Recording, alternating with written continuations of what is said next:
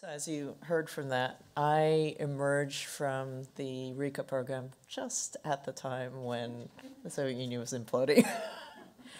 But just to wind the clock back a little bit, I came to Harvard as an undergraduate, actually, and ended up studying Russian history.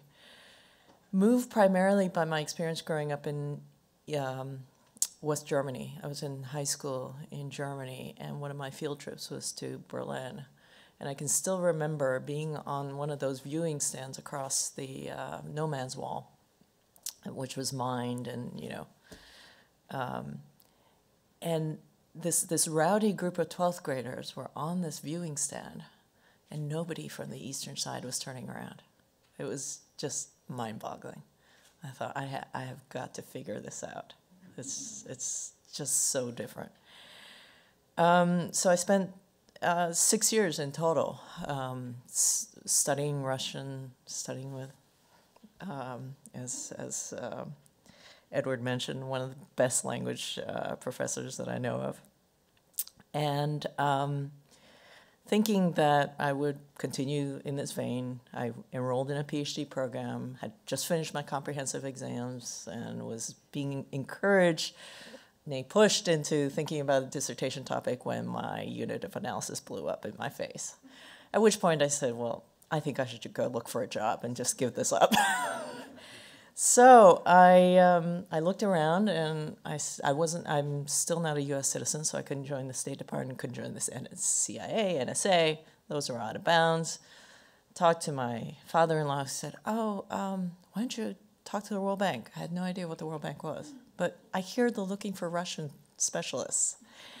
So there I was. I joined the Russia Country program in 1991 and ended up being caught up in the throes of the reform process. As people like Alexandra know well, those are the days when the reformers were, many of them who were academics that I had come across in my academic career. They had become the economic advisor to the president, the legal advisor, late nights, vodka, guitars, kitchen table, you know the drill, right?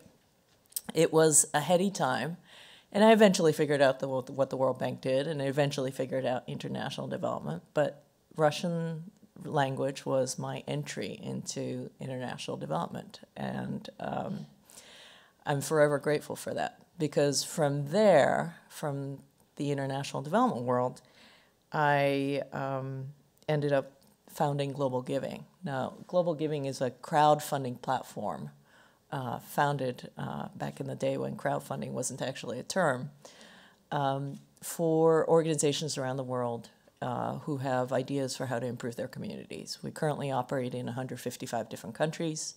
We've probably got over 4,000 organizations on the site, including, I'm proud to say, one of the Maidan organizations. And we founded Global Giving because even though I had an amazing time at the World Bank, I really saw the limits of sort of top-down development at that institution. It was one of my Russian colleagues at the World Bank who said, oh yeah, back when we used to study economics, we had Gosplan, right? And we looked at you at the World Bank and said, oh, that's Mehrplan. And there is truth to that. Technocrats come into countries and determine what the strategy of the government should be. They've frequently on a 5-year scale. You will have a agricultural sector loan to improve the agricultural sector from top down. And as I look back and think about the way in which my career went from REECA to the World Bank to Global Giving, I realized that the one thing that has remained constant has been this idea that there is potential among individuals to be unleashed. And listening to the lectures this morning, I realized that what was really special about REECA, and I attended Harvard as an undergraduate as well, was the passion and the integrity that the academics brought to this topic.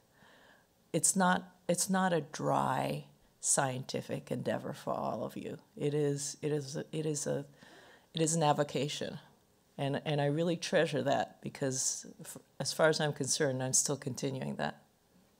Thank you.